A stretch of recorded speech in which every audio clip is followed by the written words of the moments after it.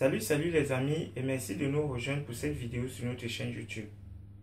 Pour ceux qui ne me connaissent pas, je m'appelle Jean Zepan et je travaille avec le groupe MAPI. Aujourd'hui, nous allons aborder notre premier cours pratique en informatique.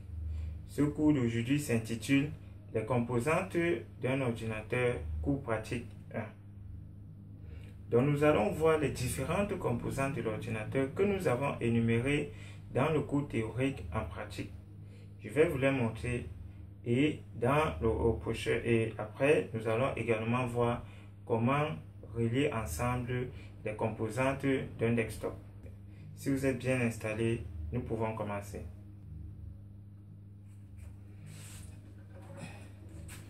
Lorsque nous avons décrit l'ordinateur, nous avons dit que l'unité système est la pièce maîtresse d'un ordinateur, n'est-ce pas? Et voici ce qu'on appelle unité système d'un ordinateur de bureau.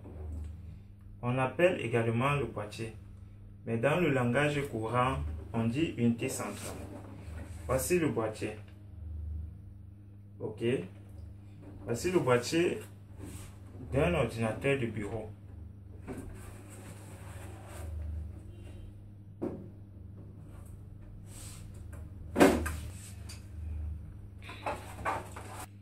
À l'intérieur de l'unité système se trouve la mémoire vive ou encore la RAM que vous voyez installée. Donc ce desktop me donne la possibilité d'installer 4 mémoires vives. Ok, donc je peux installer 4 RAM. C'est-à-dire cet ordinateur a une RAM de 1 Go. Je peux ajouter d'autres RAM d'1 Go. Donc je peux augmenter les RAM de cet ordinateur. C'est le grand avantage avec les desktops parce qu'avec les laptops, il n'y a pas plusieurs ports, n'est-ce pas, destinés au RAM. Alors qu'avec les desktops, comme vous voyez, celui-ci par exemple offre la possibilité d'utiliser jusqu'à 4 RAM. Donc ici, nous avons le processeur. Et vous voyez un ventilateur là, c'est le radiateur du processeur. C'est pour le refroidir pour qu'il ne chauffe pas. Ici, nous avons le disque dur. Là, c'est l'alimentation électrique, n'est-ce pas? Donc, voilà en gros présenter le boîtier. Ok. Vous allez voir ici que nous avons beaucoup de ports. Ces ouvertures que vous voyez, ce sont des ports.